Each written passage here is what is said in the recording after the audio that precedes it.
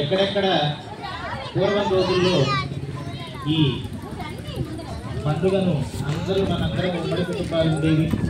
చక్కగా అన్నదమ్ములు, నాన్నదమ్ములు, మా నాన్నదమ్ములు, అక్క చెల్లెళ్ళు అందరూ కూడా గ్రామాల్లో పక్కనే గ్రామంలో ఉండేటువంటి పనులు చేసుకుంటూ పిల్లా పాపలతోటి ఆనందభరితంగా ఉండేటువంటి పల్లెటూళ్ళు క్రమక్రమంగా కొన్ని పట్టణాలుగా మారాయి.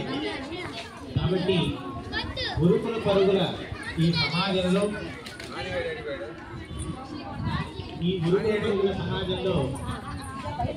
వృత్తిపరంగా చేసేటువంటి పనులు తరుణంలో తర్వాత జనరేషన్స్ లో ఉండేటువంటి వాళ్ళు ఉద్యోగ నిమిత్తం ఎక్కడెక్కడికో వెళ్ళి వాళ్ళ యొక్క ఉద్యోగాలను చూసుకుంటూ తల్లిదండ్రులను చక్కగా చూసుకుంటూ వారి జీవన సాగిస్తూ ఉన్నారు.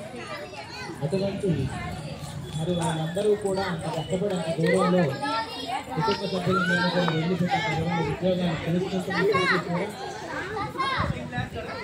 మరి సంవత్సరానికి ఒక్కసారి వచ్చేటువంటి ఈ 3 రోజుల పండుగ ముఖ్యమైనటువంటి పండుగ భోగి, సంక్రాంతి, కనుమకి ఎవరు ఎంత దూరంలో ఉన్నా వచ్చి వాళ్ళ స్వగ్రామాలతో భోజనాలతో ప్రారంభం చేసి చక్కగా కనుగొని పూర్తి చేసుకొని ఆ మరుసటి రోజు వారి ఉద్యోగాలు విడవచ్చుకుంటూ ఉంటారు.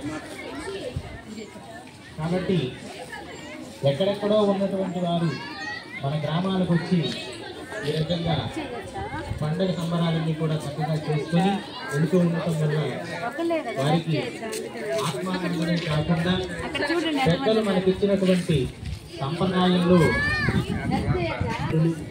ప్రస్తుతం మనం కూడా ఈ సాంప్రదాయాన్ని కొనసాగిస్తూ వస్తూ ఉంటాం.